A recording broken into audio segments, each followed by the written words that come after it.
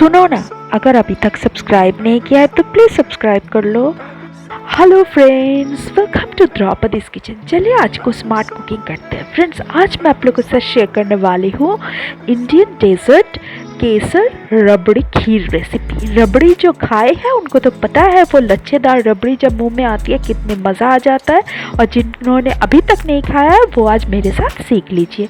तो इसके लिए मैंने लिया है 2 लीटर दूध, कुछ कटे हुए पिस्ता, कुछ कटे हुए बादाम, 1/4 कप चीनी, 1 टीस्पून ग्रीन कार्डेमन पाउडर या छोटे इलायची का पाउडर और 1 पिंच केसर। तो चलिए शुरू करते हैं रेसिपी। दूध को हमने डाल दिया। अब धीमी आंच में हम दूध को उबालेंगे और यही रबड़ी बनाने का मेन विधि है। अब मैंने केसर भी डाल दिया। अब देखिए जैसे जैसे दूध गर्म होता जाएगा ऊपर ऐसे मलाई का एक लेयर आता जाएगा और हम ऐसे मलाई के लेयर को साइड में लगाते रहेंगे। इसलिए धीमी आंच में धीरे धीरे दूध को पकाना है और बहुत देर लगती है इसीलिए रबड़ी बनाने में, कुछ करीब 1 घंटे के आसपास। हमने 2 लीटर दूध लिया है। तो देखिए अभी नीचे का दूध काफ़ी गाढ़ा हो गया है और साइड में काफ़ी सारा रबड़ी हमने डाल दिया। अब मैंने कटे हुए बादाम डाल दिया और कटे हुए पिस्ता भी डाल दिया।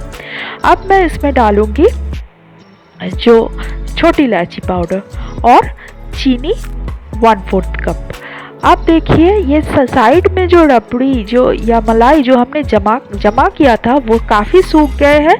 अब इनको मैं ऐसे ही ये स्पैचुला की मदद से दूध में मिला दूंगी और ये लच्छे जो है काफ़ी बड़े बड़े हैं, खाने के टाइम बहुत प्रॉब्लम आएगी, इसलिए मैं इसको कट के छोटा छोटा कर दूंगी। अब मज़ा ये आएगा। और अब मैं दूध को ना बहुत ज़्यादा गाढ़ा करूँगी।